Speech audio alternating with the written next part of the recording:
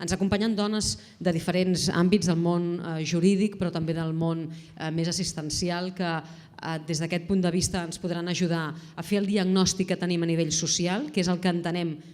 homes i dones com a violència sexual, sobretot dones, que en definitiva som les que majoritàriament el patim, i que és del que parlarem avui.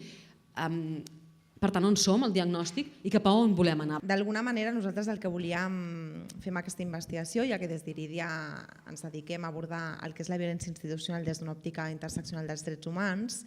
era quin és el tracte que reben aquestes dones i, d'alguna manera, aquesta dicotomia pública, que per les institucions és si t'ha passat X cosa, com un automatisme d'agafar i denunciar, però un cop arribem en aquest moment de denunciar, saber què és el que passa. De vegades denuncies tipus de violència sexual que els jutjats en general, els operadors jurídics, ho normalitzen o no tenen ni coneixement que això existeix, que és el problema. Hauria d'haver un torn d'ofici específic en violència sexual perquè de vegades hi ha dones que han patit violència sexual que em venen al despatx a assessorar-se i porten assistència lletrada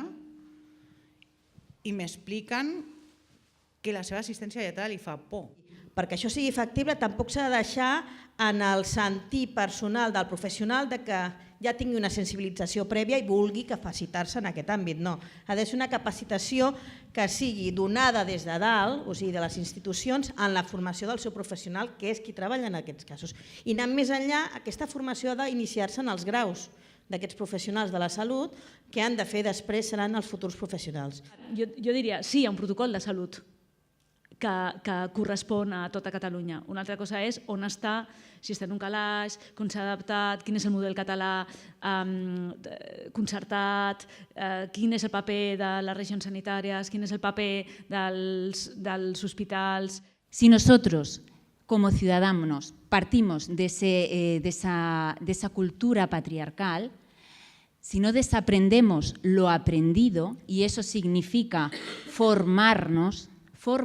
con perspectiva de género, en perspectiva de género, corremos el riesgo de recoger esa discriminación de la que ya parte, en este caso las mujeres, y devolverlas duplicadas, que eso es lo que se hace referencia cuando hablamos de revictimización o concretamente violencia institucional, que es la que tolera el Estado, la que perpetra el Estado, precisamente por no prevenir, erradicar, sancionar, investigar la violencia contra las mujeres.